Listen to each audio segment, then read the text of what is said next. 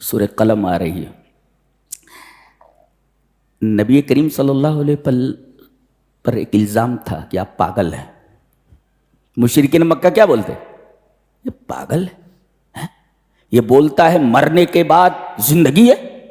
بھلا آدمی سڑ گل جائے گا تو پھر دوبارہ زندہ کیسے ہوگا؟ پاگلوں جیسی بات کرتا ہے، یہ پاگل ہے. اللہ تبارک و تعالیٰ نے ایک نفسیاتی دلیل سے ان کے اس خیال کا تصور کرت کیا. اے ہے نفسیاتی سائیکولوجیکل دلیل ہے، سائیکولوجیکل پروف ہے. کیا بات کرتا ہے. اللہ فرما رہا ہے نون والقلم وما یسطرون ما انت بنعمت ربک بمجنون. میرے حبیب آپ اللہ کی نعمت سے پاگل نہیں ہیں، پاگل نہیں.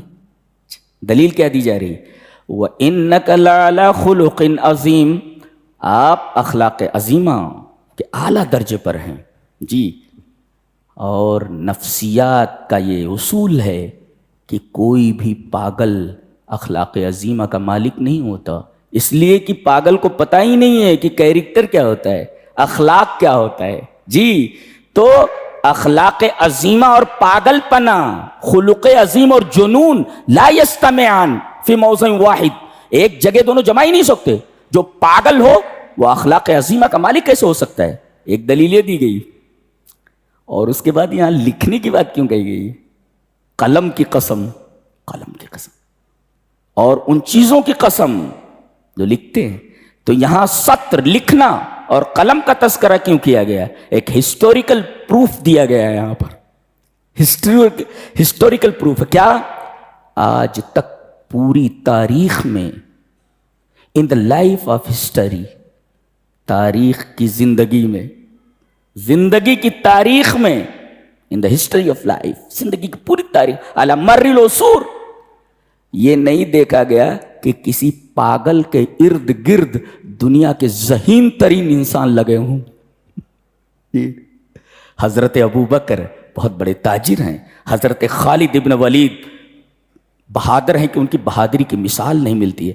عثمان غنی ہے، بہت دولت مند ہیں، اللہ بڑے بڑے لوگ.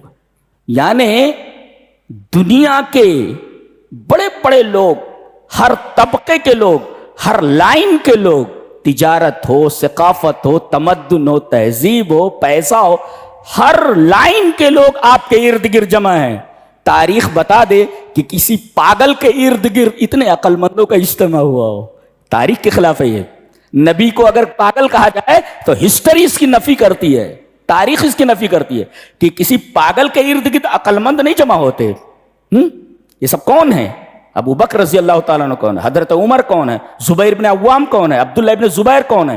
یہ سارے صحابہ اور تقریباً 1,24,000 جتنے انبیاء ہیں، تقریباً اتنی صحابہ ہیں. 1,24,000 جینیس لوگ ایک پاگل کے ارد گرد، یہ کیسے ہو سکتا ہے کہ ایک پاگل کے ارد گرد دنیا کے جینیس لوگ جمع ہوں؟ تو یہ ہسٹری اس کی نفی کرتی ہے. تاریخ ایسے پاگل کو نہیں بتا سکتی. دکھاؤ لکھا ہو کہیں تو، قلم اٹھاؤ، کس قلم نے لکھا ہے کہ کسی پاگل کے ارد گرد دنیا کے جینیس لوگ جمع ہوں؟ اٹھاؤ، اس قلم کا نام بتاؤ اور سطر کا نام بتاؤ، کتاب کا نام بتاؤ، کہاں لکھا ہے؟ اللہ، یہ وجدان پر نشہ طاری ہو جائے. نون والقلم وما یسطرون ما انت بنعمت ربک بمجنون. میرے حبیب آپ پاگل نہیں ہیں، اس لیے کہ ہسٹری اس کی نفی کرتی ہے، سائیکولوجی اس کی نفی کرتی ہے.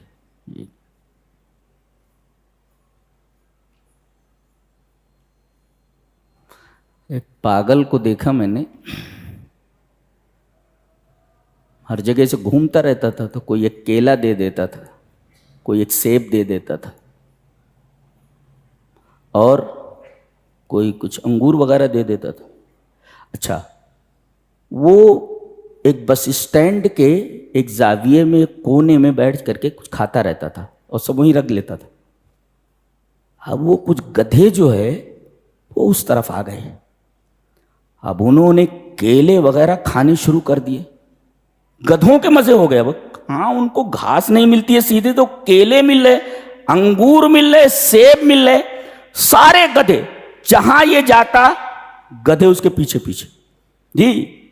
तो पागल के पीछे सिर्फ गधे होते हैं, पागल के पीछे इंसान नहीं होते, जीनियस लोग नहीं होते। और फिर वो मर गया तो उसका मजार बन गया गधे शाह बाबा, तो चलिए जनाब गधे शाह बाबा, तो हो गया वो। हो जाते हैं सब।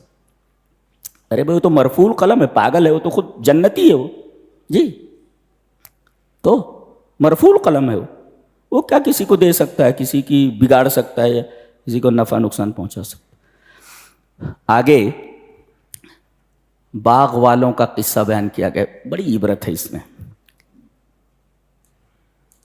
इन्ना बलौनाहुम कमा बलौना अस्हाबल जन्नह, हमने उनको आजमाया जैसा कि हमने बाग वालों को आजमाया था। ये कहाँ है ये बाग? ये यमन का जो दारुस सल्तनत है, यमन की राजधानी सन्ना जी, वहां से ये 2 फरसख के एरिए पर, 2 फरसख की मसाफत पर है। 2 फरसख, 3 फरसख इज इक्वल टू 9 माइल्स, यानी 3 फरसख अगर है तो वो 9 मील के बराबर होता है जी।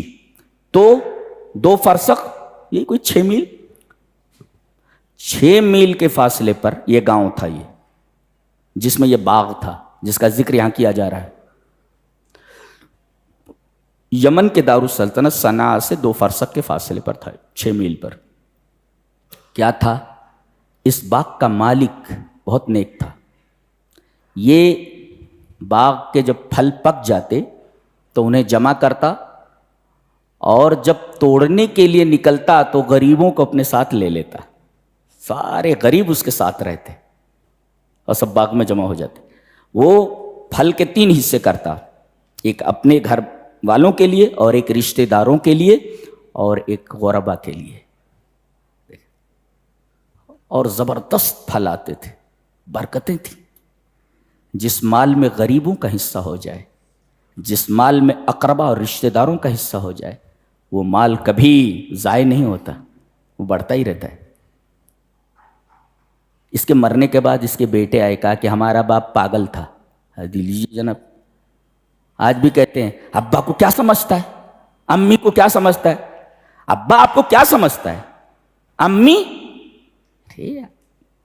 आपका दौर नहीं है, आपको क्या समझ बताइए। जिसने 9 महीना अपने पेट में रखा, बाप जिसने उंगली पकड़कर तुम्हें चलना सिखाया, तुम ये बोलते हो अब्बा को क्या समझता है और अम्मी को क्या समझता है। ये आजकल के नौजवान है, अब्बा को क्या समझता है और अम्मी को क्या समझता है। ठीक है, ना अब्बा को कुछ समझता है ना अम्मी को कुछ समझता है। ऐसे ही माँ ने तुमको 9 महीने पेट में रखा, क्या समझता है उसको। बाप ने उंगली पकड़कर तुम्हें चलना सिखाया, तुम्हारे लिए खून के आखिरी कतरात तक, कि तुम किसी लायक बन जाओ। अब्बा को क्या समझते, ये ऐसे ही थे। अब्बा को क्या समझता, पागल थे वो। किसी गरीब को नहीं दिया जाए जी। फसल बड़ी अच्छी आई थी, बाग फलों से भरा हुआ था।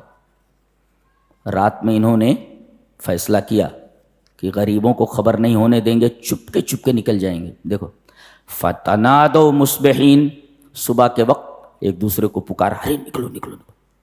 अनिगदू अला हर्सिकुम, सुबह पहुंच जाओ खेती पर, अला हर्स इन कुंतुम सारिमीन, अगर तुम फसल काटने वाले तो। फंतलकू, वो चल रहे थे, वहुम यतखाफतून, धीरे धीरे बोल रहे थे। क्यों? अल्लाह यदखुलन्नहल यौमा अलैकुम मिस्कीन, कोई मिस्कीन तुम्हारे पास ना आ जाए। धीरे धीरे बोल रहे थे, धीरे धीरे चल रहे थे। जी। पहुंचे वहां पर तो देखा बाग है ही नहीं, बाग है ही नहीं। कह रहे रखता रास्ता भूल गए, बोलते फलम्मा रअउहा कालू इन्ना लदाल्लून, उन्होंने देखा तो बाग है ही नहीं, कहा लगता है हम रास्ता भटक गए हैं। समझ में आ गया, बल नहनु महरूमून, नहीं ऐसा नहीं है, हम महरूम हो गए हैं। हाँ, काला औसतुहुम अलम अकुल लकुम लौला, वो बीच वाला जो था उसने कहा मैंने नहीं कहा था कि अल्लाह की तस्बीह बयान क्यों नहीं करते हो। इसका मतलब है अल्लाह की तस्बीह माल कमाते वक्त, माल जमा करते वक्त, ہر جگہ جب پہنچو تو اللہ کی تسبیح بیان کرو. جی اپنی آفس میں پہنچو اللہ کی تسبیح بیان کرو. دیکھیے یہ اپنے باغ میں داخل ہوئے ہیں, وہ کہہ رہا ہے کہ باغ تباہ ہو گیا, میں نے نہیں کہا تھا کہ اللہ کی تسبیح کیوں نہیں بیان کرتے ہو؟ تو ہمیشہ تسبیح کو لازم پکڑو. سبحان اللہ و بحمدہ. اللہ کو دو کلمات بہت پسند ہیں, اور بخاری شریف کی آخری روایت ہے, اس پر بخاری شریف ختم ہو گئی ہے. کیا؟ دو کلمے ہیں اللہ کو بہت محبوب ہیں, زبان پر بڑے ہلکے ہیں لیکن میزان عمل پر بہت بھاری ہیں. سبحان اللہ و بحمدہ سبحان اللہ العظیم. کہیں بھی رہو آپ کی زبان پر تسبیح. وہ کہہ رہا ہے قال الم اقل لکم لولا تسبحون قال اوسطهم, بیچ والے نے کہا میں نے نہیں کہا تھا کہ تسبیح بیان کیوں نہیں کرتے ہو؟ اچھا. قالوا سبحان ربنا انا كنا ظالمین, ہمارا رب پاک ہے. دیکھو دوسرے بھی وہی تسبیح پڑھ رہے ہو. قالوا سبحان ربنا انا كنا ظالمین, ہمارا رب پاک ہے, سبحان ہے وہ, ہم ظالم ہیں, اعتراف کر لیا. فاقبل بعضهم على بعض يتلاومون, ایک دوسرے کو ملامت کرنے لگی. یتلاومون, کیا جی میں کہاں غلطی کر رہا تھا جی, ارے مجھ سے کہاں غلطی, آپس میں ایک دوسرے کو ملامت کر رہے. اللہ فرما رہا ہے کہ یہ باغ تو تباہ ہو گیا. کذالک العذاب, اسی طریقے سے یہ کائنات کا اصول بتایا گیا. کذالک العذاب, لائک دس, اسی طرح آدمی مال ملنے کے بعد اگر اللہ کا شکر نہ ادا کرے تو اس کا مال تباہ ہو جاتا ہے. اس واقعے سے ہمیں کیا نصیحت ملی؟ وہ نصیحت دیکھو. پہلی یہ کہ غریبوں کو اپنے مال سے دینا دوا میں نعمت کا سبب ہے. نعمت ہمیشہ رہتی ہے, تو اپنے مال میں سے غریبوں کو دینا دوا میں نعمت کا سبب ہے. نعمت دائمی رہتی ہے, ہمیشہ رہتی ہے. دوسرا نکتہ, آدمی کی نیت خراب ہو جائے, نیت خراب ہو جائے تو برکت ختم ہو جاتی ہے. دیکھیں باغ ختم ہو گیا پورا کا پورا. اور تیسری بات یہ معلوم ہوئی کہ آدمی کی نیت ہی کی وجہ سے, کچھ کیا ہو یا نہ کیا ہو, بری نیت کی وجہ سے کبھی کبھی عذاب آ جاتا ہے. آدمی نے برا عمل نہیں کیا, انہوں نے کہا ابھی تو وہ نیت کیے ہوئے ہیں رات میں. حضرت عیسیٰ علیہ السلام کے بارے میں ایک قصہ بیان کیا جاتا ہے کہ ایک دفعہ اپنے ایک ساتھی کے ساتھ دور کسی بستی میں جانا ہوا جہاں ان کے شاگرد وغیرہ تھے, حواری لوگ تھے. ان کے پاس 3 روٹیاں تھیں. ایک جگہ پہنچے, ندی کا کنارہ تھا, نہر کا کنارہ تھا. کہا کہ ایسا کرو, ایک روٹی تم کھا لو, ایک روٹی میں کھا لیتا ہوں, اور ایک روٹی بچا لو, اگلے کسی پڑاؤ پر کھا لیں گے بھوک لگی تو. اب یہ تھا لالچی, اس نے دونوں روٹیاں کھا لی اور تھیلا لے لیا کھا لی. وزنی نہ ہو تب بھی ایسا بتا رہا تھا کہ ہے اس میں کچھ. جی اب اگلے پڑاؤ پر پہنچے, کہا کہ روٹی نکالو, تو ہی کہنے لگا حضرت ایسا ہے کہ میں جب پانی پینے کے لیے گیا, ایک روٹی میں نے کھائی تھی, وہ جو دوسری روٹی تھی ایک کتا آیا اور کھا کر کے چلا گیا. حضرت عیسیٰ سمجھ گئے جھوٹ بول رہا ہے. جی انہوں نے کہا ادھر آ, یہ ریت ہے نا, ریت کے 3 بڑے بڑے ڈھیر بنایا اس نے. اتنا بڑا ڈھیر, اتنا بڑا ڈھیر, اتنا بڑا. اللہ کے حکم سے سونا بن جا. تینوں ڈھیر سونا بن گئے, تینوں ڈھیر سونا بن گئے. کہا کہ ایک ڈھیر میرا, ایک ڈھیر تیرا, اور ایک ڈھیر اس کا جس نے وہ تیسری روٹی کھائی ہے. کیا کہ میں نہیں کھایا ہے. کہا کہ ایسا کر, تو یہ تینوں ڈھیر لے لے سونے کے, لیکن اب میرے ساتھ نہیں رہ سکتا, اس لیے کہ نیت کی خرابی جس آدمی کے پاس ہو وہ میرے ساتھ نہیں رہ سکتا. حضرت عیسیٰ علیہ السلام اکیلے چلے گئے آگے. اب یہ بیٹھا اٹھانے کی کوشش کر رہا ہے تو اٹھا ہی نہیں پا رہا ہے, وہ تینوں بڑے بڑے جو ڈھیر تھے. کہا کہ ٹھیک ہے ایسا کرتا ہوں کہ سو جاتا ہوں, صبح بستی جاؤں گا, وہاں سے کچھ لوگوں کو بلاؤں گا, بیل گاڑی وغیرہ میں اس کو رکھوا کر کے گھر لے جاؤں گا. وہ 4 ڈاکو آئے رات میں, سونے کے 3 ڈھیر, آدمی ایک, سونے کے ڈھیر 3, آدمی ایک. فوراً اس کی گردن کاٹ دی. اب اس کے بعد کہا کہ ایسا ہے کہ یہیں آرام کر لیتے ہیں ہم چاروں, اور صبح جو ہے اس مال کو اٹھا کر کے چلیں گے. صبح ہوئی, رات ہی میں چاروں کی نیت خراب ہو گئی. تینوں نے ایک آدمی کو بھیجا چوتھے کو کہ بستی میں سے جا کر کے کھانا لے آ, اس کے بعد چلیں گے. اب ان تینوں نے جس آدمی کو بھیجا وہ تو چلا گیا. کہا کہ ایسا ہے یہ چوتھا کھٹک رہا ہے, اس لیے کہ ڈھیر تین ہے, لہذا جیسے وہ آئے گا ہم لوگ تلوار سے اس کی گردن کاٹ دیں گے. اور اس آدمی نے کیا سوچا کہ تینوں ڈھیر میرے ہو جائیں, لہذا اس نے کھانے میں زہر ملا دیا. اب جیسے یہ آدمی آیا تینوں اس کے اوپر ٹوٹ پڑے اور اس کی گردن کاٹ دی. اس کے بعد کھانا کھانے کے لیے بیٹھے, زہر تو ملا ہوا تھا, مر گئے. حضرت عیسیٰ علیہ السلام اپنے ساتھیوں کے ساتھ ادھر سے گزرے, سارا ماجرا سمجھ میں آ گیا. کہا کہ بچو نیت کی خرابی سے, کہ نیت کی خرابی خود تو آدمی کو ہلاک کرتی ہے بلکہ وہ دوسروں کی ہلاکت کا سبب بھی بنتی ہے. نیت خراب کی, نیت کی خرابی اسے خود تو تباہ کرتی ہے اور دوسروں کی تباہی کا سبب بھی بنتی ہے. یہ نصیحتیں ملی یہاں سے کہ غریبوں کو اگر اپنے مال میں سے دو گے تو نعمت دائمی ہوگی. نیت کی خرابی سے برکت ختم ہو جاتی ہے, اور صرف نیت ہی سے کبھی کبھی اللہ کا عذاب آ جاتا ہے, نیت کی خرابی کی وجہ سے. تو بچو نیت کی خرابی سے, نیتیں صاف رکھو.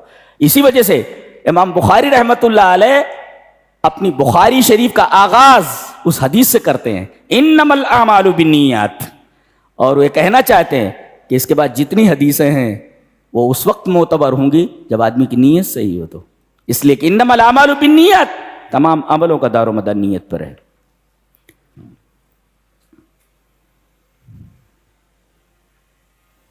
Sophisticated drone.